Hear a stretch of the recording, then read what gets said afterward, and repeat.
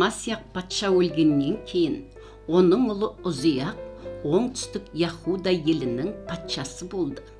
Ол Иерусалимді 52 жыл бойы басқарған.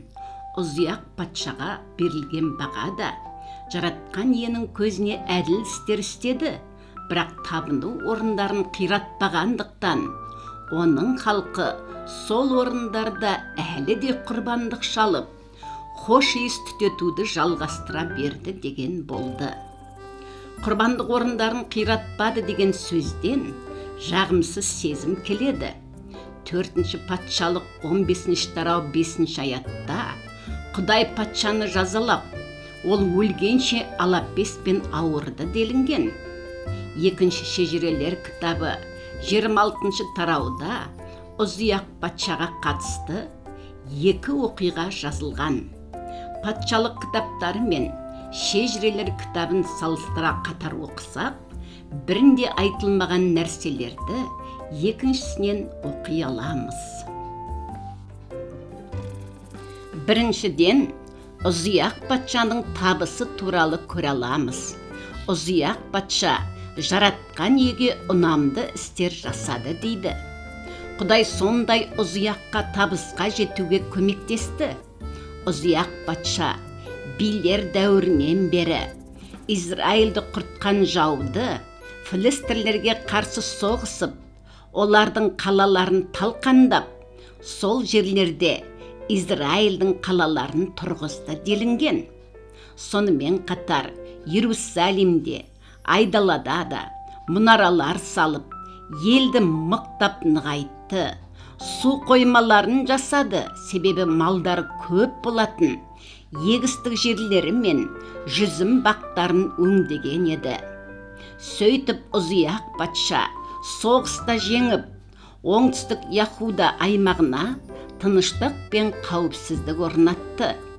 Оның аты Мысырға дейін жайылды дейді.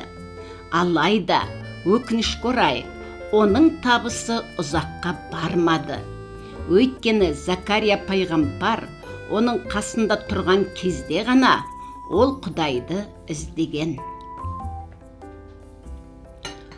Өзінің беделі артқан сайын, күш қуаты күшейген сайын, Узияқ патша тәкаппарлана түсті. Тіпті патша ретінде істеуге болмайтын бір істі де жасады. Сол киелі үйге кіріп, хош иісті заттарды түтетпекші болған.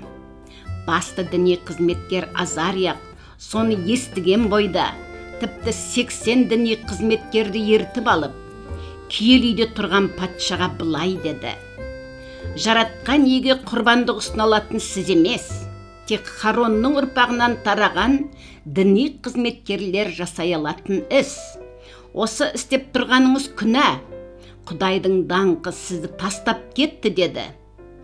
Қолына хош иісті заттар салынған табан ұстап тұрған Узияқ патша сол сөзді естіп қатты ашуланды.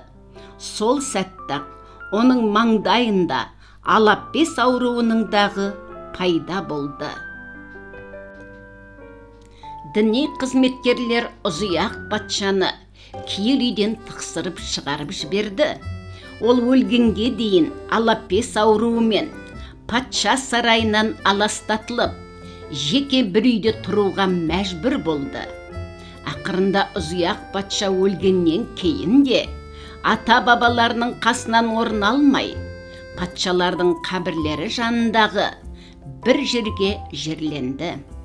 Балалар, Узияқ патша Құдайдың берген күш қуаты мен елді күшейтіп, мал шаруашылығы мен егіншілікті дамытты.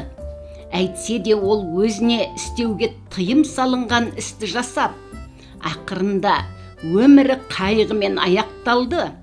Узияқ патшаның ашкөздігі ақыр соңында Құдайдан гөрі өзін көтерген тәкаппарлыққа жеткізді.